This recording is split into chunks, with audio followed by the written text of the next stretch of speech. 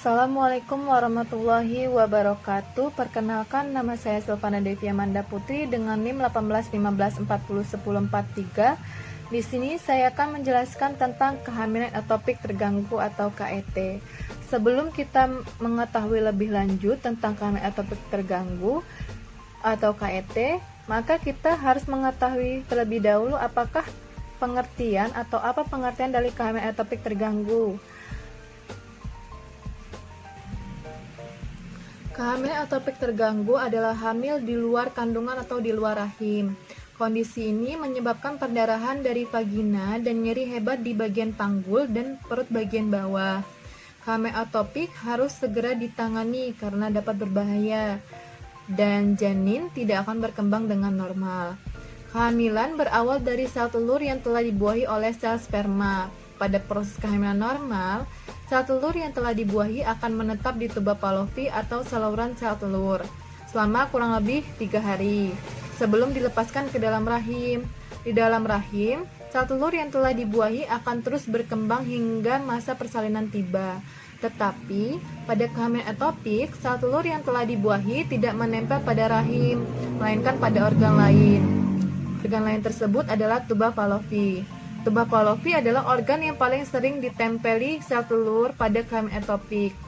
Selain tuba Fallopi, kehamilan ektopik juga bisa terjadi di indung telur, leher rahim atau serviks, dan rongga perut. Kemudian, setelah kita mengetahui pengertian dari kehamilan ektopik terganggu, selanjutnya kita akan membahas tentang etiologi kehamilan ektopik terganggu.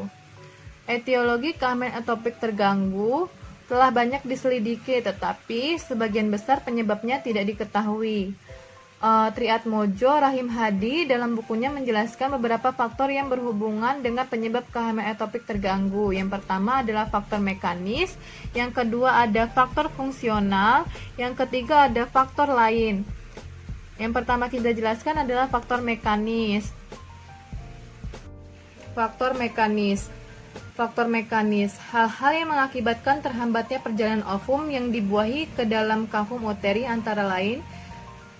Yang pertama adalah salpingitis, yang kedua adesi pertubal setelah infeksi pasca aborsi, yang ketiga adalah kelainan pertumbuhan tuba, yang keempat adalah bekas operasi tuba, yang kelima adalah tumor yang merubah bentuk tuba seperti miom uteri dan adanya benjolan adneksia. Yang keenam adalah penggunaan IUD.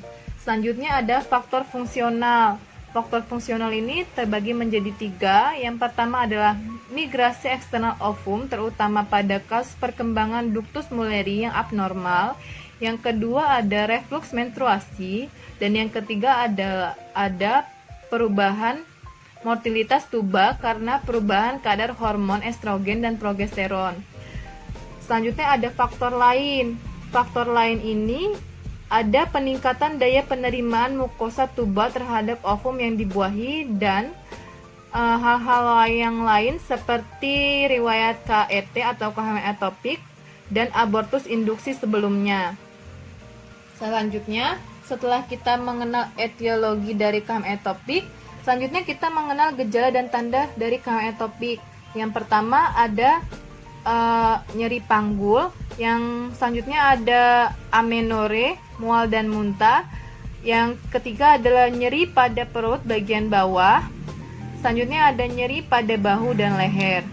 Setelah kita mengenal gejala dan tanda dari kehamilan ektopik, selanjutnya kita mengenal dari diagnosis dari kehamilan ektopik. Diagnosis dari kehamilan ektopik itu terbagi menjadi 3. Yang pertama ada anamnesis, yang kedua ada pemeriksaan fisik, dan yang ketiga adalah pemeriksaan penunjang. Kita mulai dari anamnesis terlebih dahulu. Anamnesis, sebelumnya telah disebutkan bahwa trias klasik dari kehamilan ektopik adalah nyeri abdomen, amenore, dan perdalam pervaginam. Namun sayangnya hanya 50% pasien memiliki ketiganya. Gambaran klinis kehamilan tuba yang belum terganggu tidak khas. Pasien dapat datang dengan gejala yang lain, layaknya gejala kehamilan awal seperti mual, payudara terasa penuh, lelah, nyeri abdomen bagian bawah, dan kram. Pergerakan janin yang menimbulkan nyeri, demam, gejala flu, muntah, pingsan, bahkan terhentinya jantung juga pernah dilaporkan terjadi pada kehamilan atopik. Gejala bergantung pada lamanya kehamilan atopik terganggu, abortus atau ruptur tuba, tuanya kehamilan, derajat perdarahan yang terjadi, dan keadaan umum penderita sebelum hamil. Keluhan yang dirasakan oleh pasien yang pertama adalah nyeri perut bagian bawah yang biasanya muncul tiba-tiba, dan yang kedua adalah perdarahan pervaginam di luar periode menstruasi normal, dapat ringan maupun berat. Yang ketiga adalah nyeri di ujung bahu. Yang keempat, keluhan gastrointestinal seperti diare dan nyeri saat BAB. Yang kelima adalah nyeri perut yang tiba-tiba memberat yang dapat disertai dengan pingsan. Yang selanjutnya adalah pemeriksaan fisik. Pemeriksaan fisik pada pasien dengan kehamilan atopik sangat beragam dan terkadang tidak begitu membantu. Beberapa pemeriksaan fisik yang dapat ditemukan untuk menduga adanya kehamilan atopik. Yang pertama, adanya tanda iritasi pada peritoneal. Yang kedua, nyeri goyang pada serviks uteri. Yang ketiga, nyeri tekan abdomen.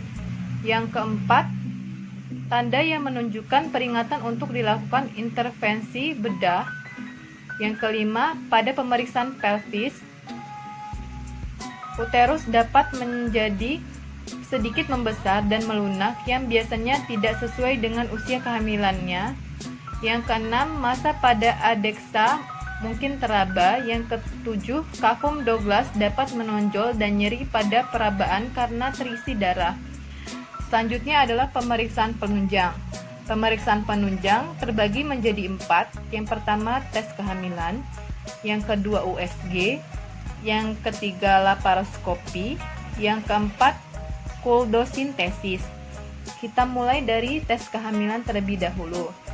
Tes kehamilan, dokter akan melakukan tes darah untuk mendeteksi peningkatan kadar hormon HCG untuk menguji kehamilan. Pengujian ini dapat dilakukan secara berulang dalam beberapa hari sampai hasil USG mampu menguatkan dugaan atau menyingkirkan kehamilan etopik. Yang kedua ada USG. USG transvaginal membantu dokter dalam menentukan secara tepat lokasi kehamilan. USG abdominal atau USG perut dapat digunakan untuk mengonfirmasi kehamilan atau memeriksa perdarahan internal. Yang selanjutnya adalah operasi laparoskopi. Pilihan lain untuk mengatasi kehamilan etopik adalah dengan operasi lubang kunci atau laparoskopi. Melalui prosedur ini, dokter kandungan akan mengangkat jaringan etopik dan bagian tuba Fallopi tempat jaring etopik menempel. Namun, bila memungkinkan, bagian tuba Fallopi tersebut cukup diperbaiki tanpa harus diangkat. Yang selanjutnya ada kuldosintesis. Kuldosintesis adalah suatu metode pemeriksaan untuk mengetahui apakah terdapat darah di dalam kafum Douglas. Metode ini dilakukan dengan cara memasukkan jarum menembus fornix posterior vagina ke culdexa dan mencoba mengaspirasi darah. Namun, walaupun melalui metode ini cukup sederhana, cepat dan tidak mahal, penggunaannya saat ini sudah jarang dilakukan karena tingginya hasil positif palsu, yaitu 10-14%. Tingginya nilai positif palsu ini dapat disebabkan oleh corpus luteum yang ruptur, abortus incomplete, dan menstruasi retrograd. Inilah tadi penjelasan kehamilan etopik terganggu. Semoga bermanfaat. Lebih dan kurangnya saya mohon maaf. Terima kasih. Wassalamualaikum warahmatullahi wabarakatuh.